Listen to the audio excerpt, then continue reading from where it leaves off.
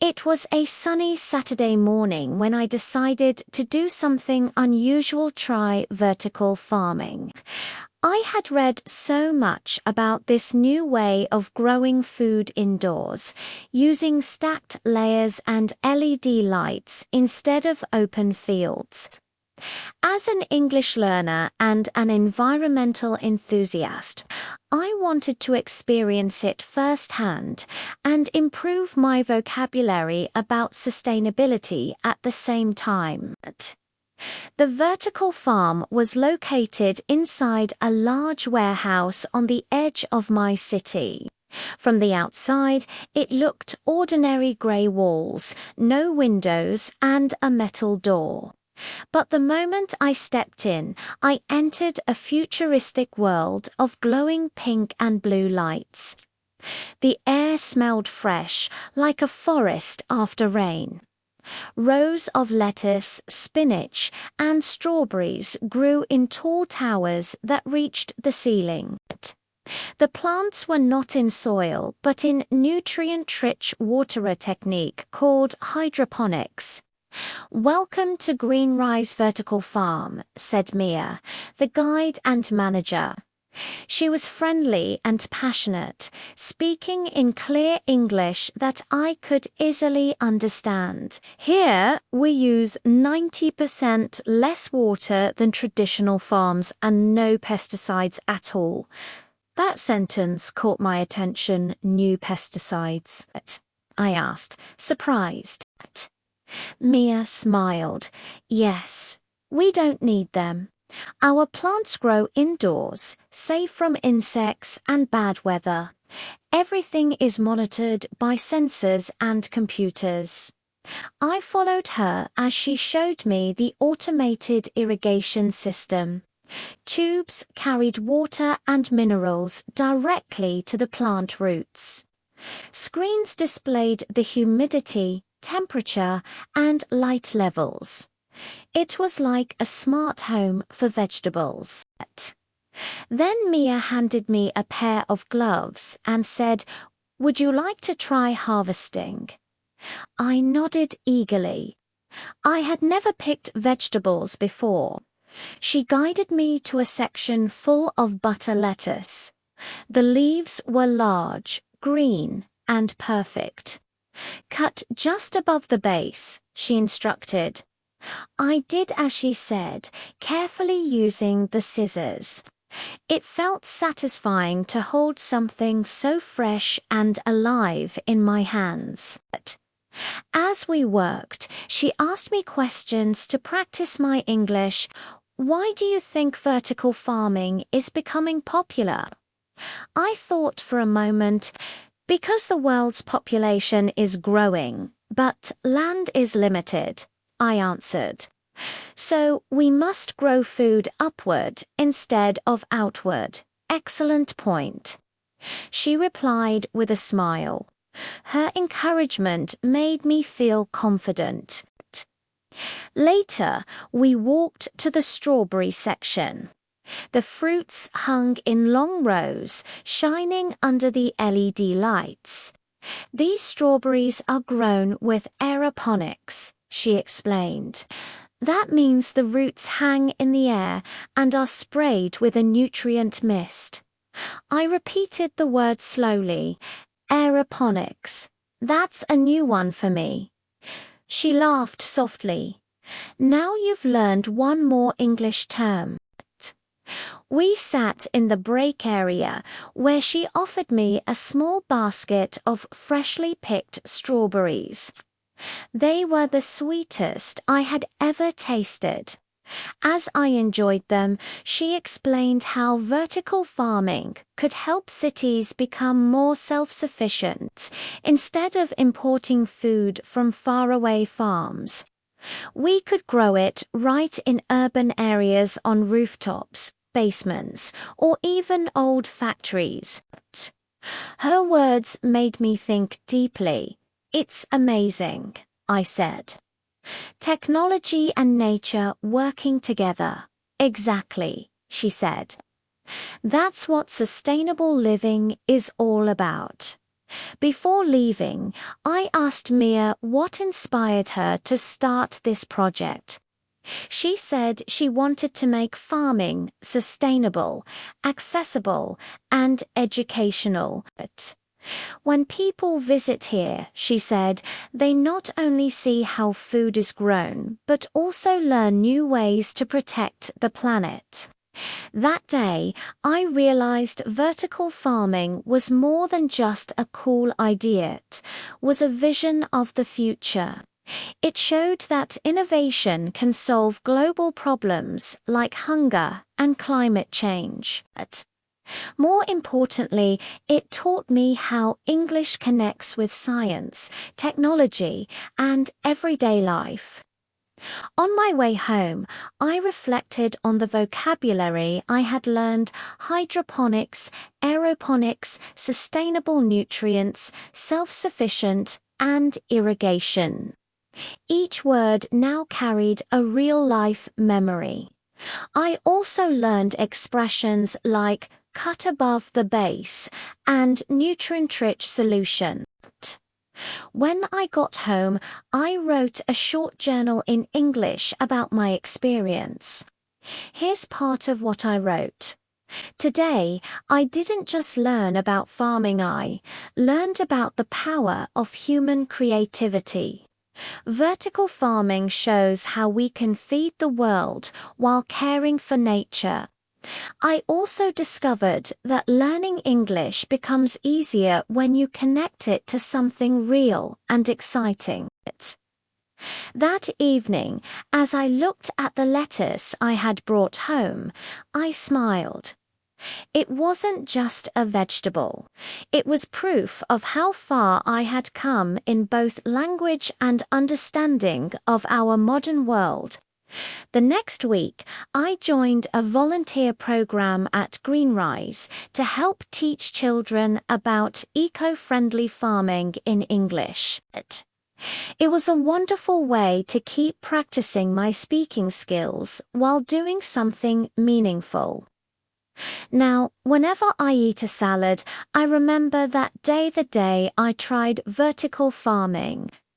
It was not only about growing plants, but also about growing myself as a learner, as a communicator, and as a global citizen.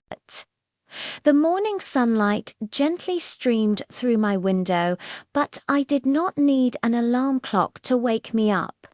My smart home assistant had already adjusted the curtains based on the time I usually opened them. "Good morning," it said in a calm, human-like voice. The smell of freshly brewed coffee filled the air. My home knew my daily habits better than I did. This was not just any house. It was part of the next generation of smart homes, where artificial intelligence, AI, and Internet of Things, IoT, worked together to make life easier, more efficient, and even more environmentally friendly. I had always dreamed of living in a home like this, where every device communicated with another, creating a living space that understood and adapted to me. As I walked into the kitchen, the smart refrigerator displayed my breakfast options on its screen. You have yogurt, eggs, and strawberries. Would you like to prepare your usual meal? It asked politely. I smiled. Yes, please. Within minutes, the stove preheated itself, while my toaster perfectly browned 2 slices of bread. While eating, I reviewed my daily schedule on the wall-sized smart display. The AI assistant synced everything: my work meetings, weather updates, and even traffic conditions. It suggested leaving 10 minutes earlier for my meeting because of unexpected road construction.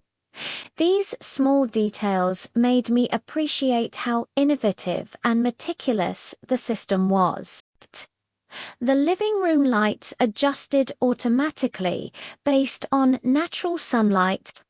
Smart sensors reduced electricity use when no one was in the room. Even the air conditioning system learned my temperature preferences and adjusted them to save energy. It was not just convenient, it was sustainable.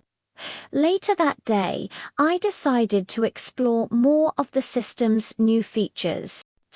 The home's AI maintenance program reported, "Water filter will need replacement in 3 days."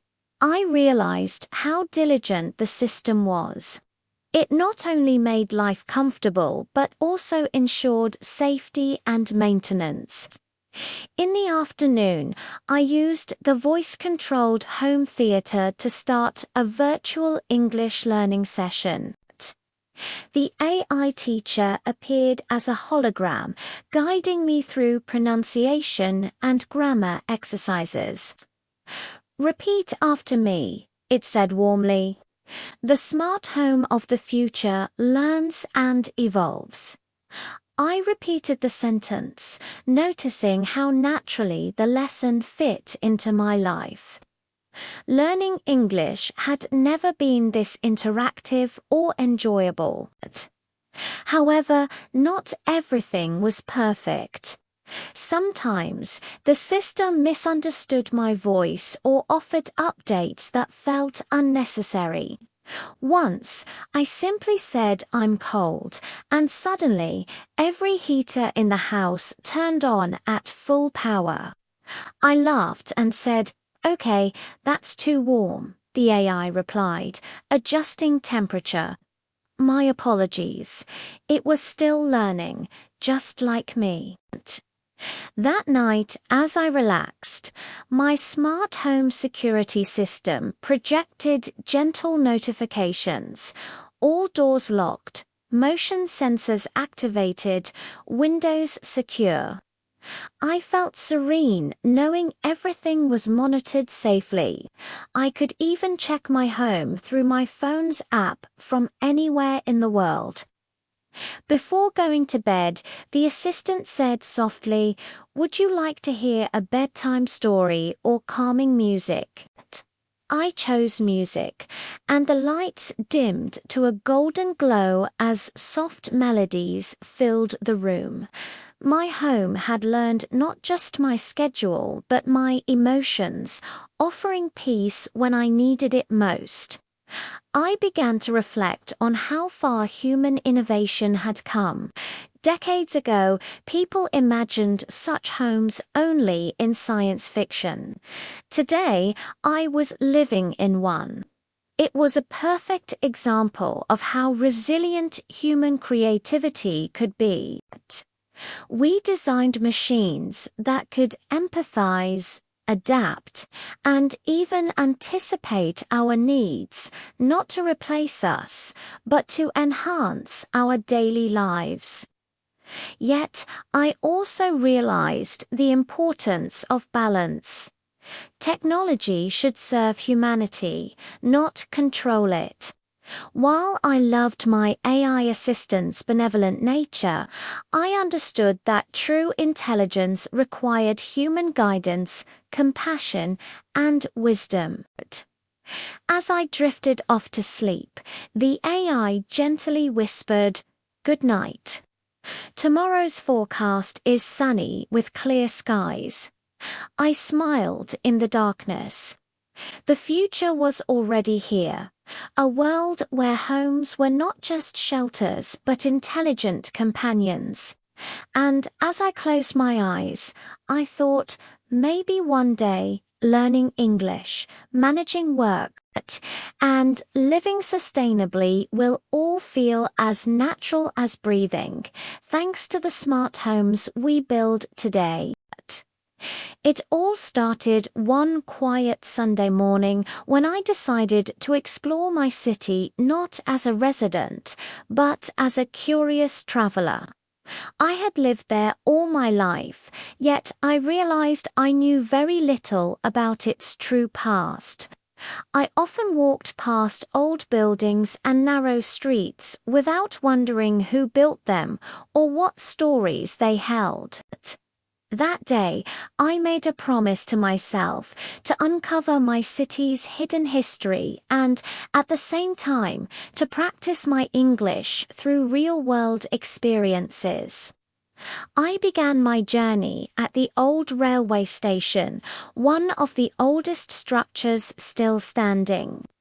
The bricks were faded, and vines had started creeping up the walls. As I walked along the platform, I could almost imagine the sound of steam engines and passengers in elegant clothes waiting for trains a century ago. A small plaque on the wall caught my attention. It read, "Built in 1892, a symbol of progress and connection." The word connection made me pause.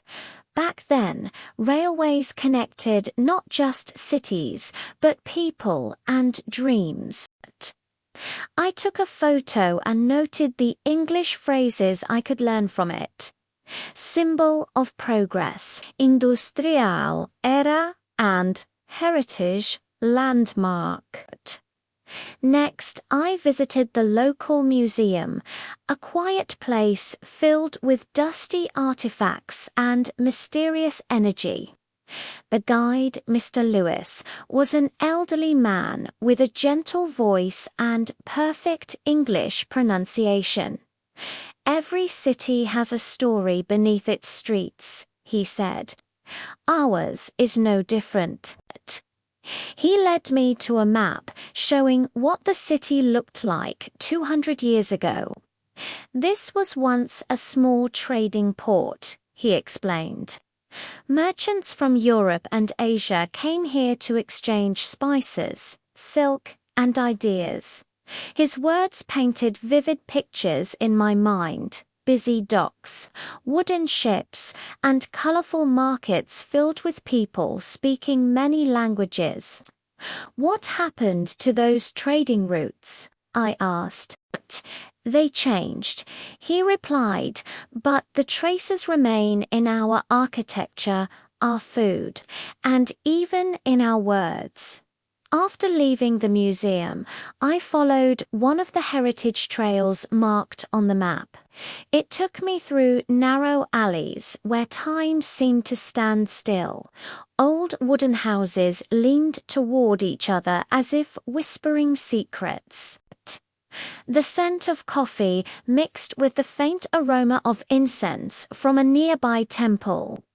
Each step revealed a layer of the past that modern life had tried to cover. I stopped by a small shop where an old woman sold handmade crafts. She smiled warmly and said in simple English, "Long time. My family make this pottery." I asked her about the patterns on the clay pots. She explained that they were inspired by ancient river symbols, signs of good fortune and harmony. Her English wasn't perfect, but her stories were priceless. I wrote down new vocabulary, pottery, ancient symbols, heritage, craftsmanship. It amazed me how learning English could become so natural when I connected it to people's real stories. As the sun began to set, I climbed a hill overlooking the city. From there, I could see the old district blending into the new skyline, ancient temples standing beside modern glass towers. The sight filled me with mixed emotions: pride, nostalgia, and a quiet sense of wonder. I opened my notebook and began to write in English. Today I discovered that history is not just in books or museums. It lives in the streets, the buildings, and the people who still remember. My city may look modern, but its heart beats with stories from the past. The next day I visited the underground tunnels that were recently opened to the public. They had been used during wartime as shelters. Walking through the dim passages, I could feel the weight of history pressing gently against the walls. My guide explained in English that families once hid here for safety, lighting small candles to find comfort in the darkness. "Can you imagine?" he asked softly. I nodded. It was hard to imagine, but the echoes of that time felt real. I whispered the new words I had learned: shelter, survival, courage. Each word carried meaning that no classroom could ever teach. Later, I found an old diary in a small antique bookstore. It belonged to a journalist who had lived in the city during the early 1900s.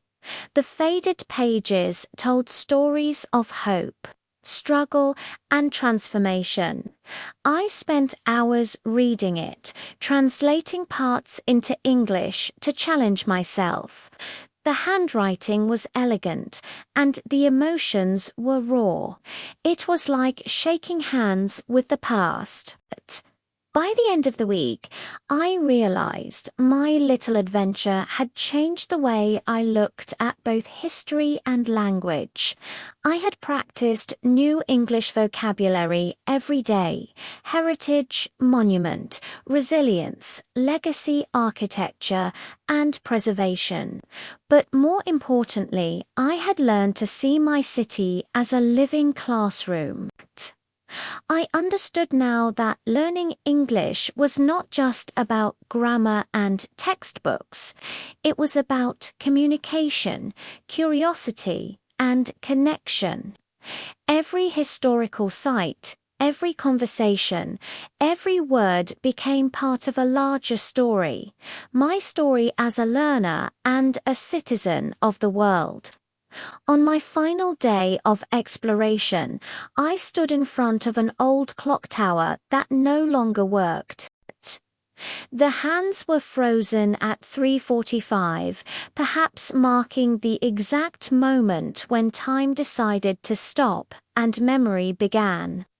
I smiled and whispered in English, "History never truly disappears. It just waits to be rediscovered." I returned home that evening with a heart full of gratitude and a notebook full of English words and phrases. My city had spoken to me not in the language of the past, but in the universal language of discovery.